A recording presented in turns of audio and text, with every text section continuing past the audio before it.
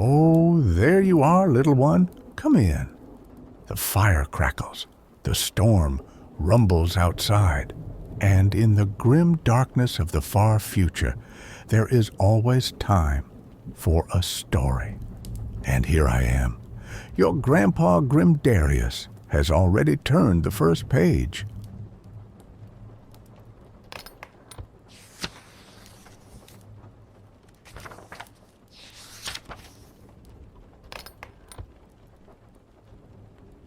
Oh, little one, let the words flow like the wind through the trees as I tell you of an ancient people, a people nearly erased by time, forgotten by men, ignored by dwarfs, and scorned by their own kin.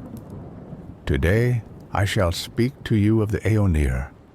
No, not the Asrai of Laurelorn, those elves eternally bound to the will of the forest spirits and the wrath of the wilds, nor the Asur of Ulthuan, perched in their ivory towers, veiled in the golden illusion of their supposed perfection. The Eonir, they are a different tale altogether, a forgotten truth left to fade in the shadows of the world. You see, little one, the Eonir were not forged by the fires of war, nor born of desperation and struggle. No, the Eonir are children of choice. A choice made long ago when the world was still young and the elves spread across the lands like a gentle wind, exploring the corners of a newborn garden.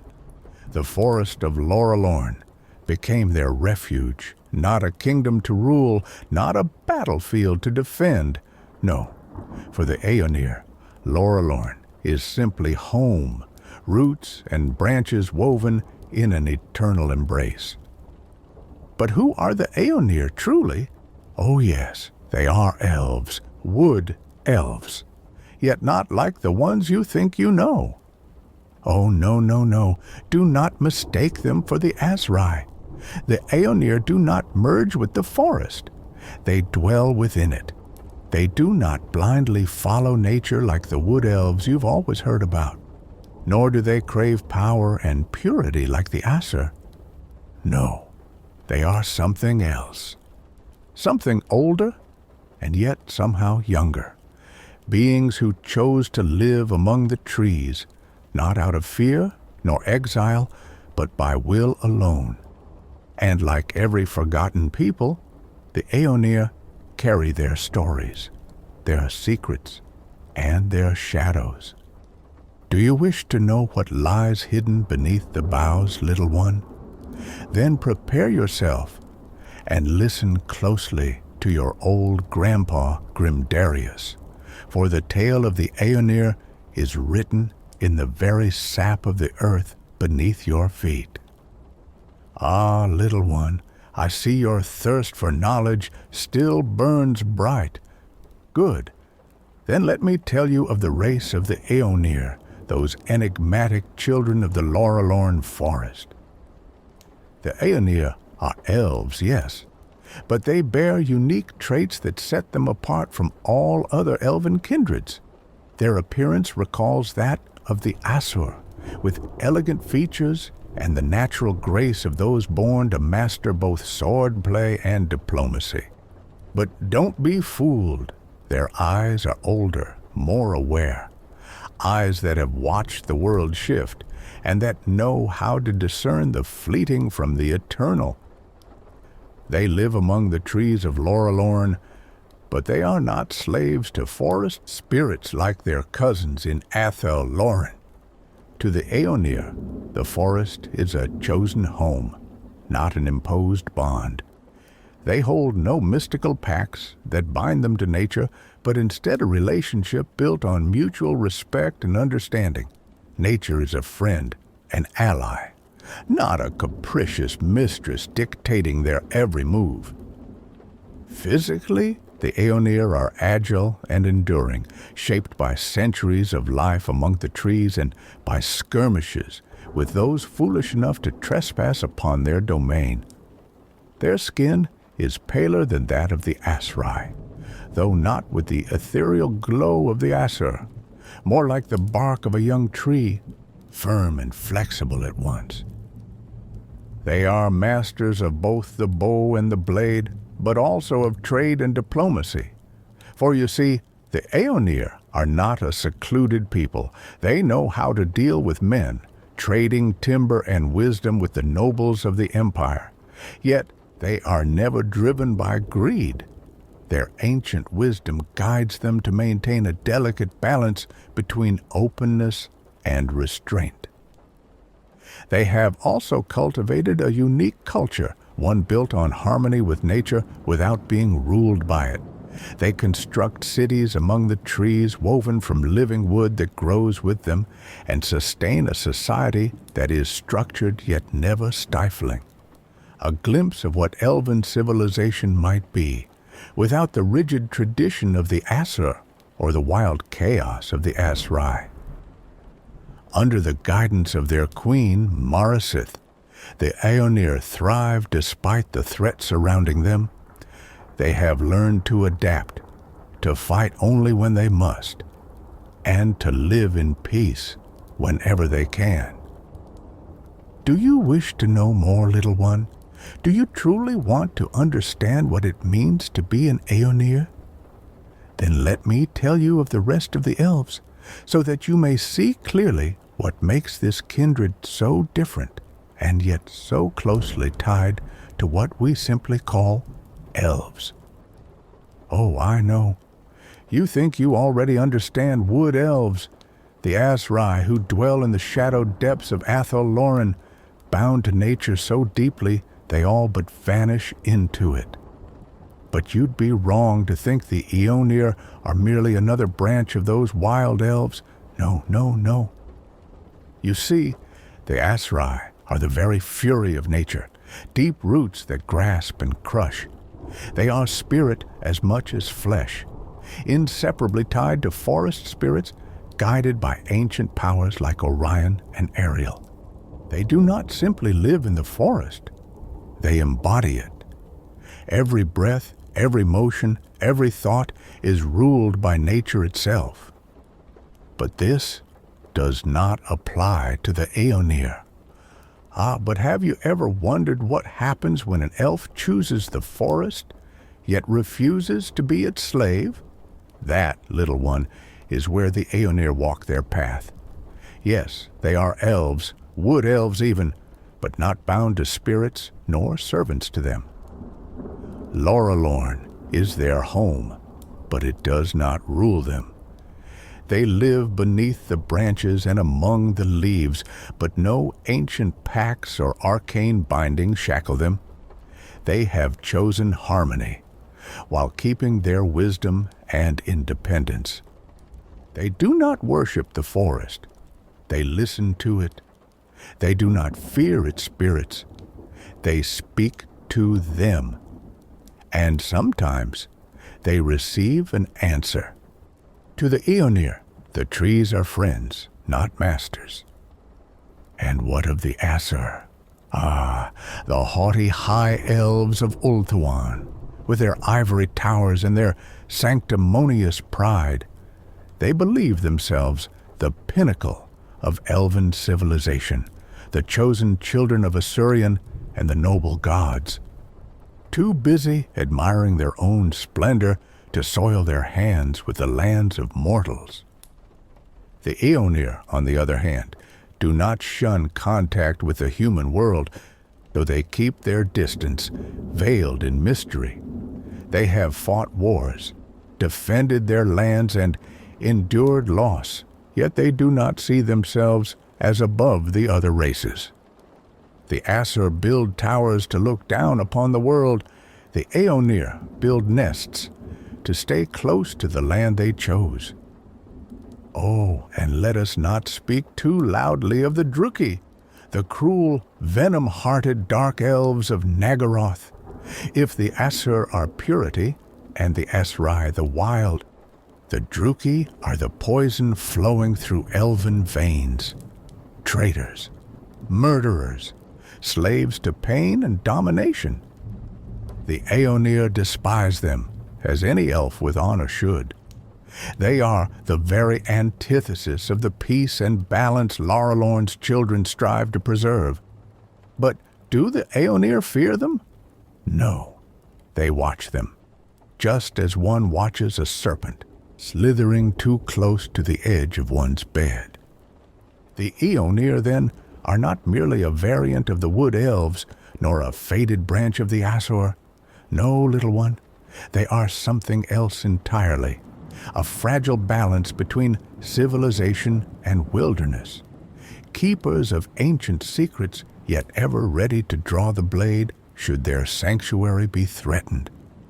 Imagine, if you will, an elf staring out at the world from a window carved into the limbs of an ancient oak, their gaze distant, their thoughts adrift in a dance of leaves upon the wind. That is the Eonir, rooted to the earth, yet with a spirit untamed and free, neither wholly savage nor entirely civil, not a royal court nor a wild pack, something in between, like moss upon ancient stone, free yet firm. A choice of balance.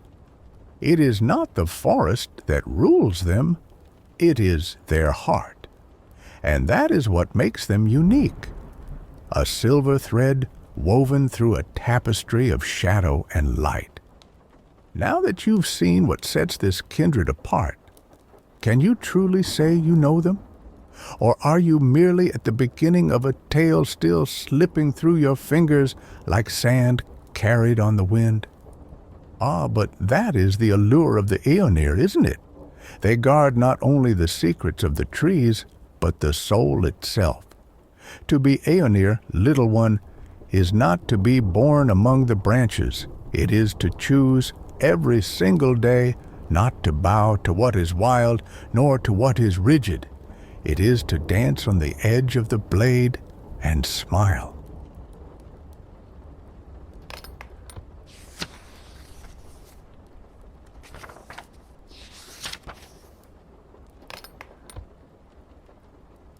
Ah, little one, tell me, have you ever tried to listen to the whisper of the leaves on the quietest of nights, when the wind falls silent and only the forest breathes?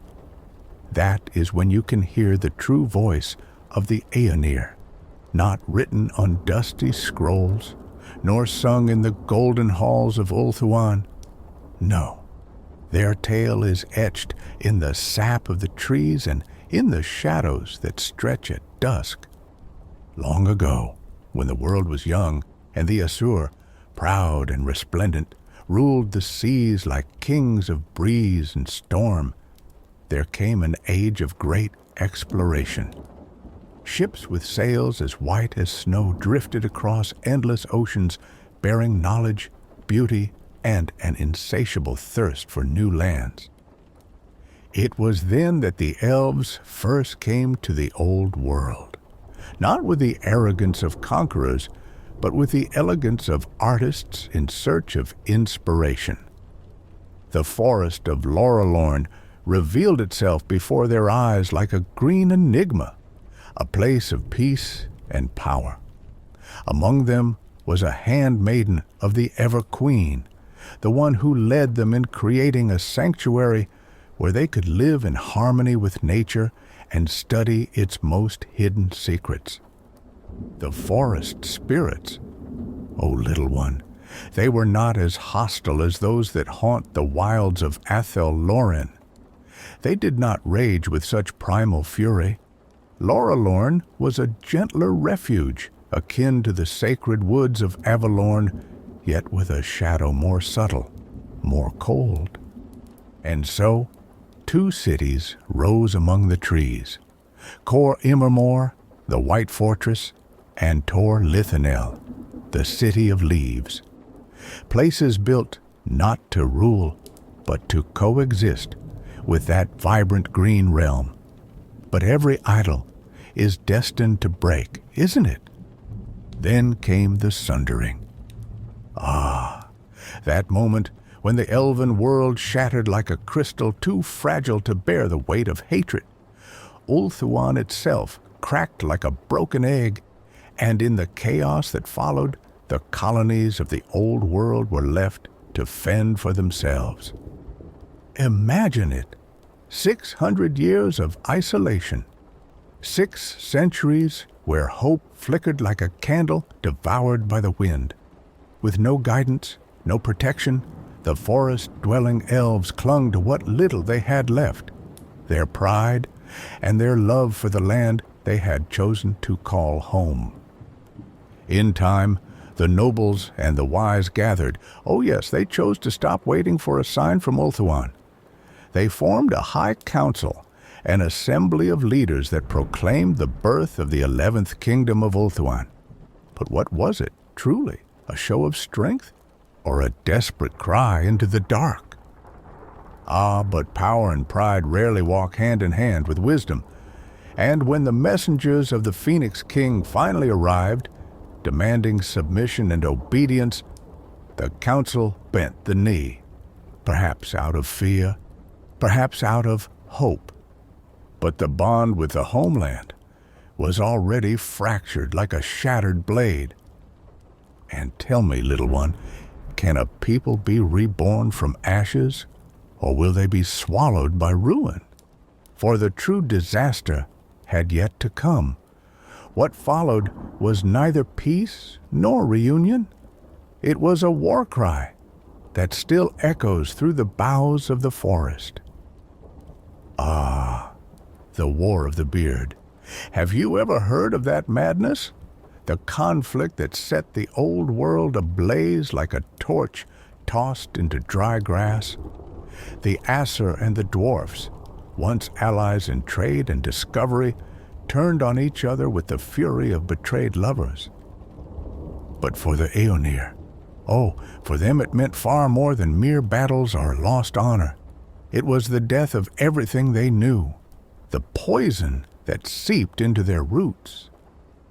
Messengers from Ulthuan arrived among the boughs of Laurelorn with orders as cold and sharp as frost. Withdraw, abandon the old world, return to the motherland.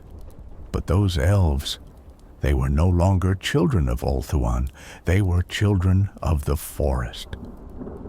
Cor Immermore fell beneath the march of dwarfen armies, reduced to rubble and ash, and Tor Lithanel, the city among the leaves, was surrounded. The Eonir found themselves caught in a deadly vice with no escape and no hope. It was then they did the unthinkable. In desperation, they turned to the Grey Lords. Yes, little one, the very same who had been exiled from Ulthuan for their forbidden magics. Their hands were stained with rituals best left unspoken, their power twisted and impure. But like starving wolves, the Eonir accepted their aid. The Grey Lords did not summon armies of steel, nor monsters of war. No, they unleashed the forest itself. Ancient spirits and living shadows rose like a tide of wrath against the dwarfs. Roots twisted like serpents. Branches became spears. The ground itself shifted like a predator poised to strike. And so the dwarfs vanished, swept away by the fury of the woods, or perhaps devoured by something darker still. No one knows for certain what became of those armies. Their names were erased from history like fire snuffed by a frozen breath. Ah, but the price of that victory was steep. The Eonir had chosen to wield powers no elf should ever touch, and with that choice, they severed the last thread tying them to Ulthuan, like harp strings torn from an instrument strung too tight. Left alone among the ruins of their past, the Eonir vowed never to forget.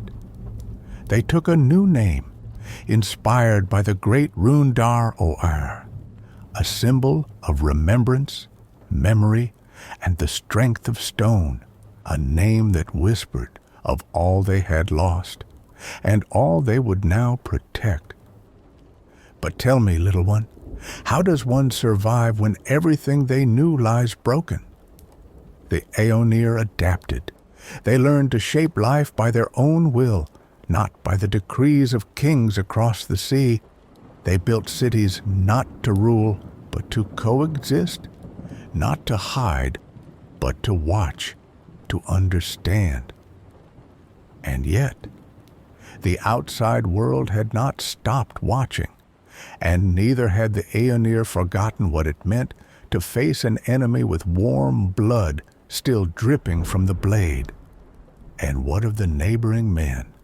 Ah, men, always hungry for land, always ready to burn what they cannot tame.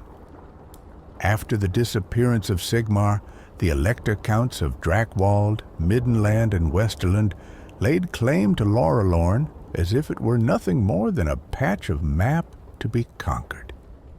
Wars followed, invasions, blood spilled among the roots of the forest, but none of it broke the Eonir. No, it only hardened their resolve. For they had learned that strength is not just found in the sword, but in patience and in wisdom. And so, in the year 738 IC, the Treaty of the Leaf was signed. A fragile accord, yet a necessary one. Men were allowed to settle between the Salz and Demst rivers, but only with the Eonir's permission. And every time a mortal forgot the pact, they were reminded with the cold grace of a blade at the throat. Today, the Eonir still watch, always watchful, always ready. Their queen, the elusive Marisith, has set her camp in the Amber Hills outside Altdorf. And tell me, little one, do you think she does it to protect her forest, or to keep a close eye on the world of men who pretend not to see her? They are still there among the leaves and shadows. And you? Do you truly wish to discover what they hide? Do you want to know what happens when someone dares to trespass upon Laurelorn? Oh, I knew it. You have a strong heart, the courage of a griffin, little one.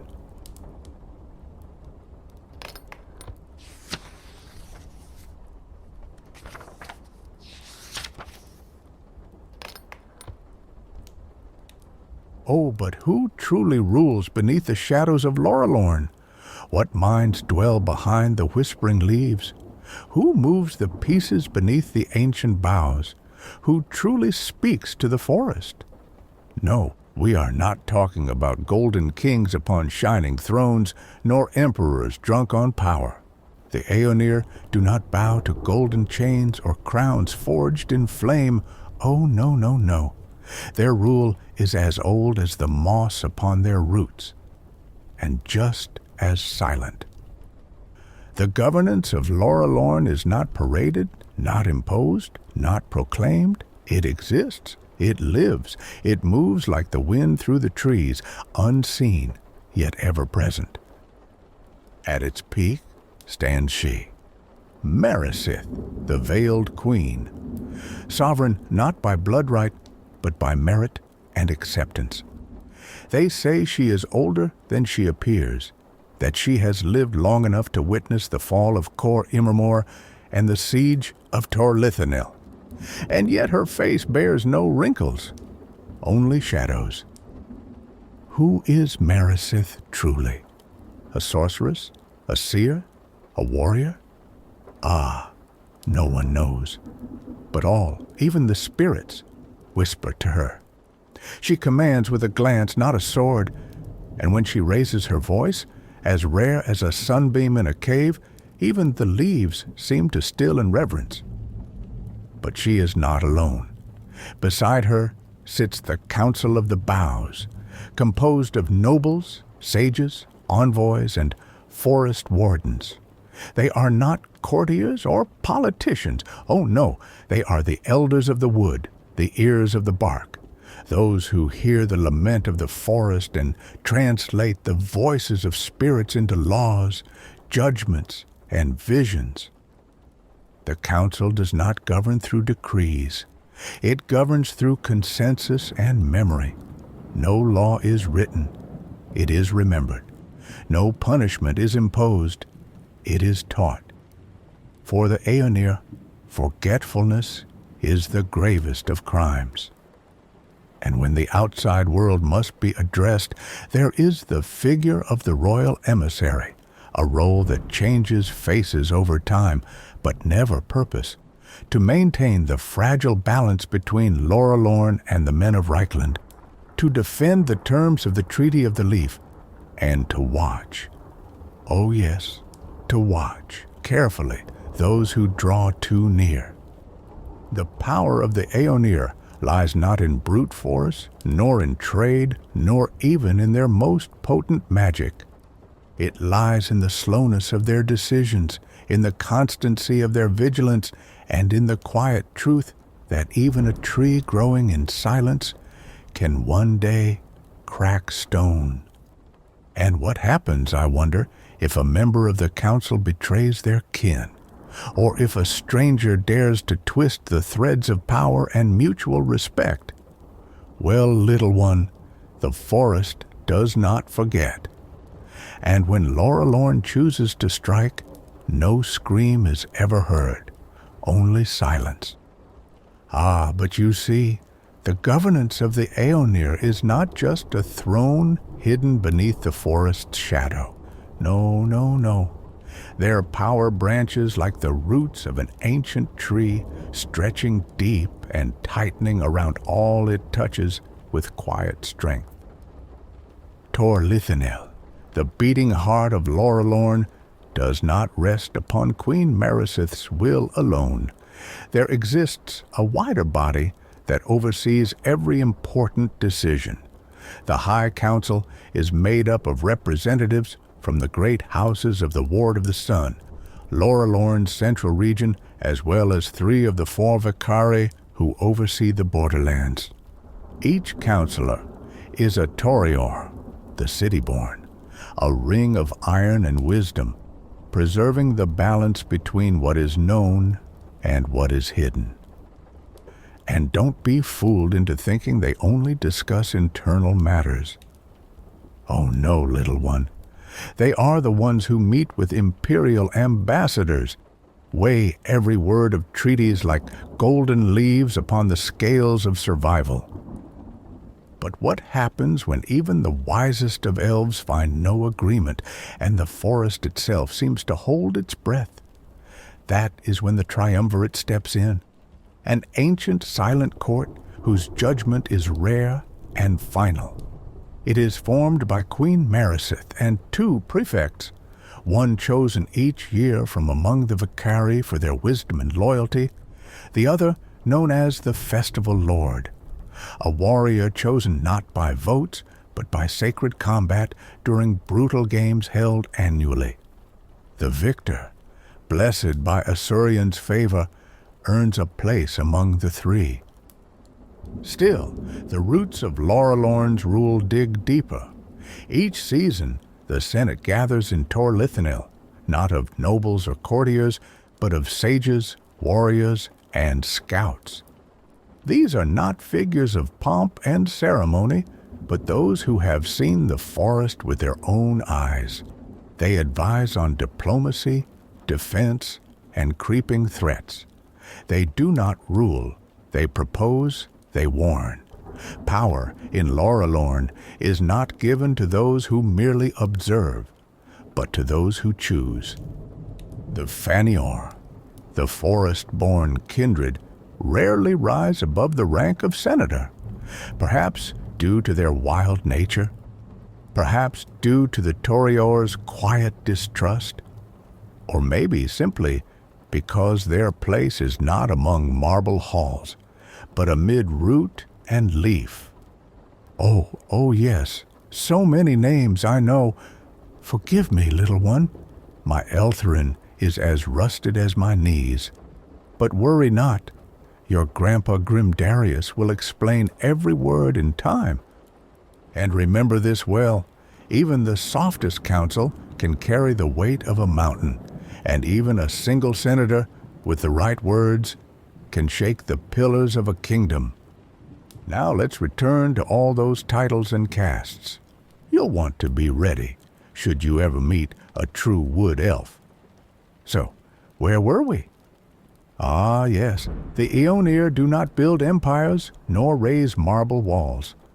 Their civilization is woven from ancient blood and living memory. Every elf is born into a kindred, a caste not of coin or nobility, but of lineage and bond to the land. 3 great kindreds form the weave of their society. The Torior in Eltherin are the city-born, the descendants of the original colonists of Tor-Lithanel. They dwell within ancient structures, restored ruins, and ivy-covered towers. They are the upper caste, not by arrogance, but by the weight of an ancient decree that protects the rights of the first settlers. To them belong the highest seats on the council, the roles of governance, the decisions that echo through the forest like distant war drums. The Faniour, the forest-born, form the middle caste. They are descended from the refugees who arrived during the War of the Beard, when the flames of conflict lit the night skies like cursed stars. They live high among the canopies, in villages that sway with the wind and sing with the rain. Most Eonir belong to this kindred, and though they do not hold power, they breathe it. And then there are the Heriath, the young or newcomers, depending on dialect. These are the elves who came to Laurelorn after the war, bearing no lineage, no protection. They dwell in caves, forgotten ruins, or wander like leaves carried by the wind. The Heriath are the lower caste, and only those who complete a series of ritual trials may hope to be accepted among the Faniour. Those who fail often lose themselves along the paths of Reichland, among the men and their dreams of iron. Ah, but do not think these divisions are as rigid as the castes of man. Every Eonir knows their worth lies not only in blood, but in loyalty to the forest and to their kin. Even the humblest Heriath may earn respect, but they must sweat for it like morning dew upon bark. The society of the Eonir is like the branches of a tree. It may support, it may smother, it may nourish, or it may break. Ah, and what of their culture, little one? Have you ever tasted true dream wine? Oh, no, not that sour liquid served in the reeking inns of the empire. I mean the real dream wine, drawn from the waters of the river Dempst, infused with jasmine and honeysuckle, sweet as cream and light as summer wind. A single cup, and you will dream of forests that never were, laughter you've never heard, and faces that may well belong to you. More fond of dwarfen ale, are you? Ha! I would still take a sip. Curiosity, after all, is a gift, and one not to be wasted. The Eonir do not seek riches. No, their wealth lies in song, in dance, in color. They favor subtle elegance, muted tones, refined as morning mist. And when they dance, all the old world watches in envy. True artists of movement and grace. They live in Kithbands, small groups united by art, purpose, or war.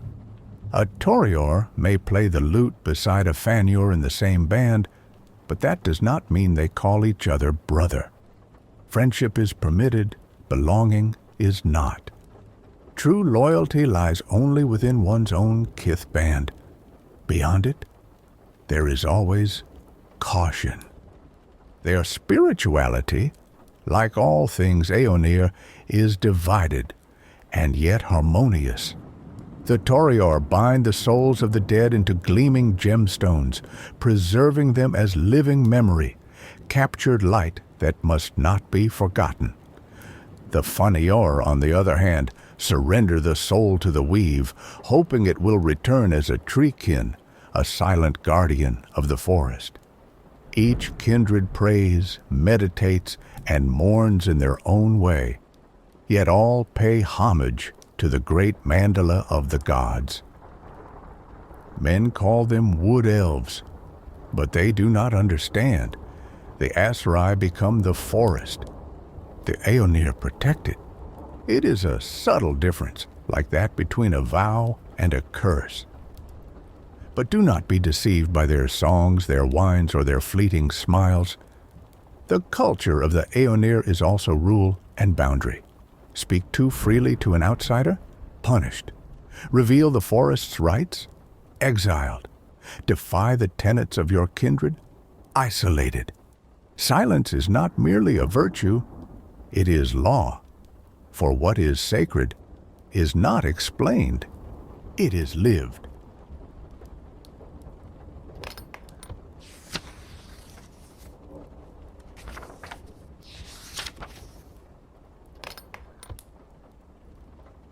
Oh, but how do these wood elves fight?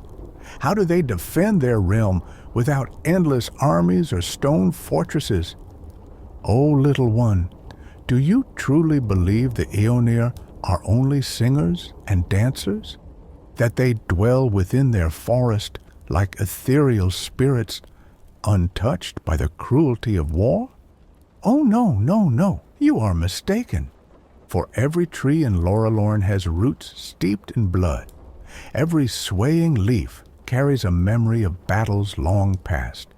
And every Eonir learns to fight as surely as they learn to breathe. Their strength lies not in numbers, nor in walls of stone or rivers of steel. Their strength lies in stealth, in cunning, in the fierce patience of a hunter. They do not wait for war. They carry it into the heart of the invader like a silent blade. The warriors of Laurelorn do not march in rows like the soldiers of men. They do not shout slogans like the zealots of the empire or the beasts of chaos. No, they move through the shadows like whispers smothered by wind. They are the Kithband warriors, the eyes and arrows of the forest, and the ghost striders, those who vanish into darkness and leave behind only death and mystery. When Kithband warriors hunt, they do so like a silent pack, every motion calculated, every gesture in perfect sync. And when they loose their arrows, it seems the forest itself bends to their will. But they are not the only ones who defend Laurelorn. There is another shadow, even subtler, even deadlier. The ghost striders do not fight for glory. They do not even fight for honor. They fight to erase threats before they can draw breath. They are assassins, spies, silent guardians, and when they move, the world holds its breath. Would you like to know more? To uncover their secrets and methods? Ah, good. Your grandpa Grimdarius wouldn't have it any other way. There, among the ancient trunks and paths no map dares mark, move the most feared and least understood units of the Eonir, the Kithband warriors. They are not armies. They are not regiments. They are families turned to blades, brothers and sisters loosing arrows with the same breath, fighting as if every chaos-tainted creature were a personal insult to the heart of the forest.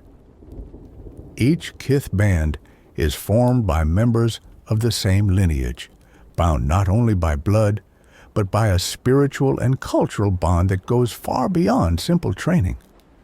They fight beneath the emblem of their clan, bearing in their hearts the honor of their ancestors and the promise to protect every leaf of Laurelorn. They live in secluded glades where the air is so thick with magic that even beasts dare not growl. From there, they launch swift and lethal raids against beastmen, mutants, orcs, and worse. When the forest groans, when corruption slithers beneath the bark, they are the first to answer. Each Kithband is independent, yet all share one truth: the understanding that every bow is sacred and every blade must sing only when necessary. They do not fight for glory, they fight to preserve. But what happens when a Kithband warrior leaves Laurelorn? When they cross the boundary between forest and the stone veins of human cities? Ah, the world beyond is a harsh place for one who walks with elven grace. Kithband warriors are often met with suspicion, as if their very breath were an offense. Too beautiful, too long-lived, too different. The priests of Tal and Raya, ah yes, they show respect. They feel the heartbeat of the earth and understand those who live in harmony with it. Even some magisters of the Amber and Jade orders are less prejudiced. But the rest? Oh, little one, the rest see only ancient eyes and pointed ears. And when they do not understand, they fear. It's not uncommon for a Kithband warrior in foreign lands to feel like a fish flung from the river, surrounded by men who speak too much and listen too little. And yet, despite everything, their skill is highly sought after. In the courts of the Empire, nobles hire them as archery masters, hunters, living shields. But never forget, even the most refined forest warrior behind stone walls remains an unwelcome guest. Ah, now the Ghost Riders. Finally, you ask about them, the quietest of the quiet. Predators that even shadows fear to follow. You wish to know of those children of Laurelorn whose names are whispered, never spoken aloud? Then listen well, and be careful. For when a Ghost Strider walks, even the forest holds its breath. Ghost Striders are not soldiers, not scouts, not hunters. They are the will of the forest itself.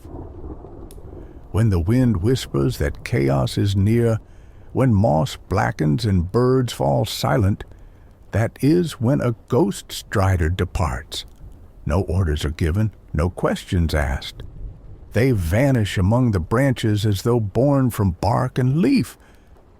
And when they return, behind them lies only silence and death. They move with unreal grace, barefoot or in grass-woven sandals, crossing mountains, rivers, deserts, or moorland, as if they were part of the landscape. Some say nature itself shelters them, hiding them from the eyes of invaders. Others whisper they have given part of their soul to the forest in exchange for deadly perfection. But the truth is simpler and far more unsettling. They have chosen to give up everything except the mission. Each Ghost Strider carves their own bow from the wood of ancient trees, often ones already dead, as if the warrior seeks to bond not with the living sap, but with the memory of the forest. Sometimes they weave in bone fragments or slender golden rings, not for display but for spiritual harmony. Their bow is not a weapon, it is an extension of their being. They dwell in the highest boughs of the oaks, in shelters that resemble vast, messy bird nests, perfectly hidden. From there, they see all, a reckless woodsman, a beast of chaos, a goblin too bold. To a Ghost Strider, there is no difference. Every transgression is punished, always. Their voice is rare, their gaze unblinking. Even among the Eonir, they are seen as strange, cold, even unnerving. But no one questions their purpose, and no one dares follow them into the forest's heart by night. When a Ghost Strider kills, he He does not sing. He does not celebrate. He does not shout vengeance or praise the forest. He makes a cut on his forearm, just one, a small mark for every enemy slain. The eldest among them bear arms so covered in scars that even the roughest human brigands hesitate before raising their voices. And yet they are not cruel, only relentless. Even a simple peasant chopping wood in the wrong place may find himself hunted, not out of hatred, but because he has violated the sanctity of the forest, and the forest does not forget. Though lovers of solitude, they do sometimes join others, never out of affection, never out of trust, only out of necessity. And strangely enough, some among them form a sort of mutual respect with dwarfen troll slayers, two beings so different and yet alike in their obsession with destroying evil. A strange alliance, silent and feral, that often ends in blood. Even I never thought I'd live to see an elf and a dwarf fighting side by side. Ah, it is truly an old world that no longer is. Many human nobles enamored with the myth have tried to make ghost striders the wardens of their woods. Ah, fools! For what a ghost strider considers a threat is not what a man fears. And when definitions of danger do not align, disaster is inevitable. So, little one, not all warriors wear golden armor. Some wear leaves, some vanish without a trace, some are already behind you before you even hear a whisper. These are the ghost striders. Oh, best treat nature well then.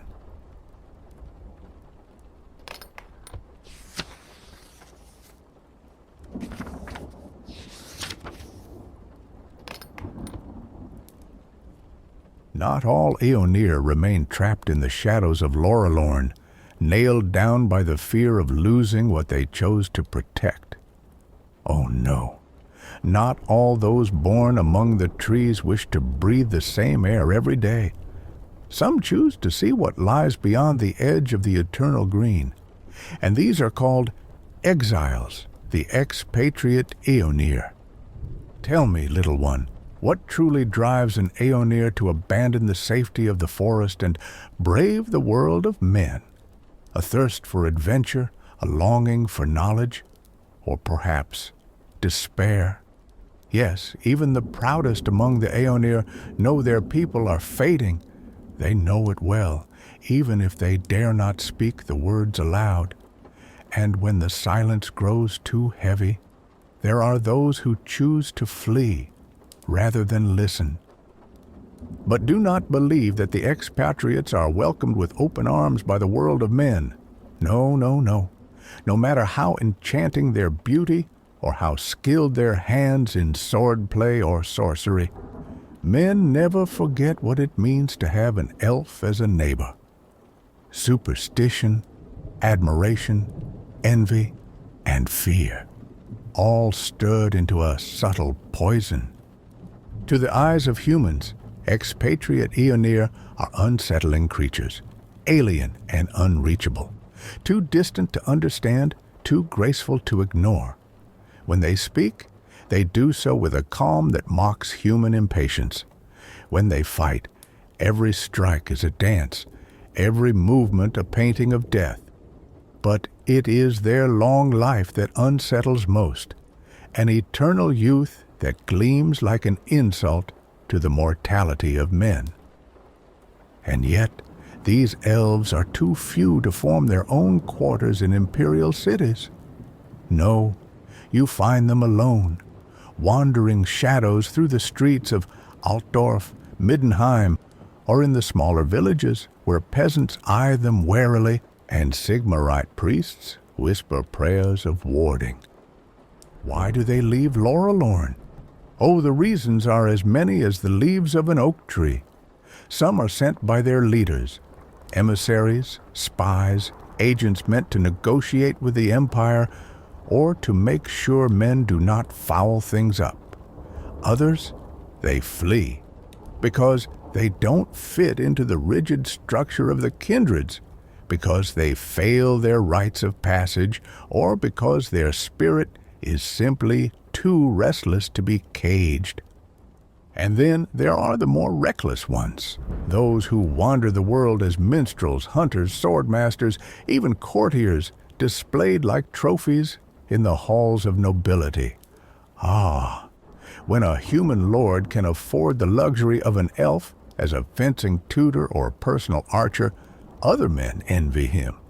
And remember this well, little one, there is no poison stronger than envy.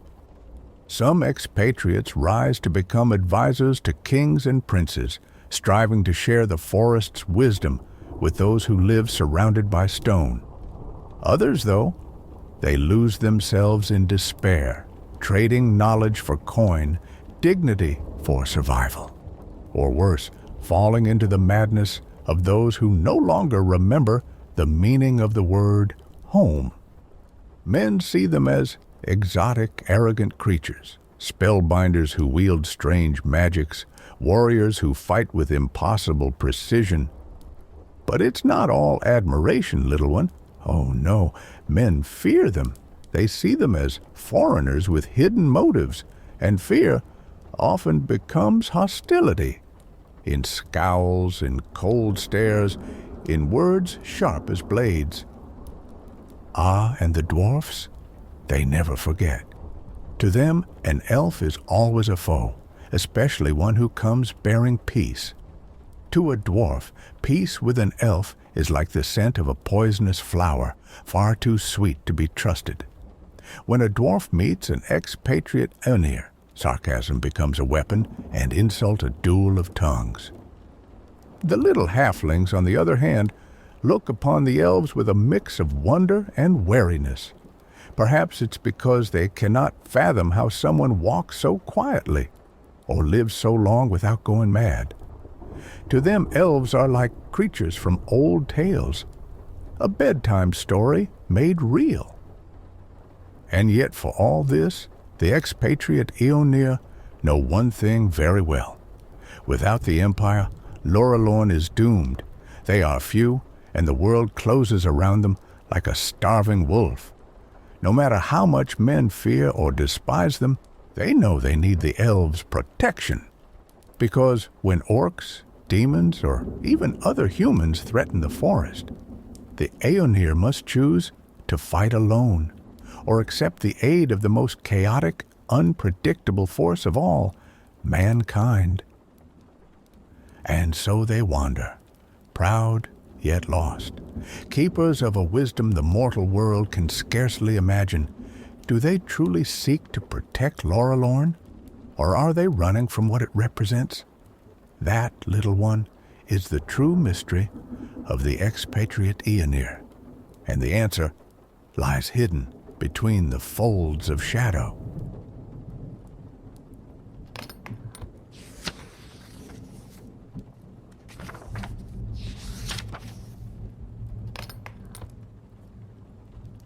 Oh, little one, our tale comes to an end, for now. The fire burns low, the storm still rages beyond these walls, but somewhere out there, in the grim darkness of the far future, stories do not rest.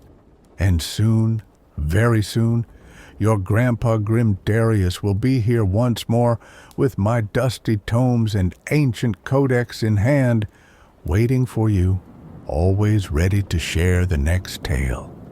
Farewell, little one.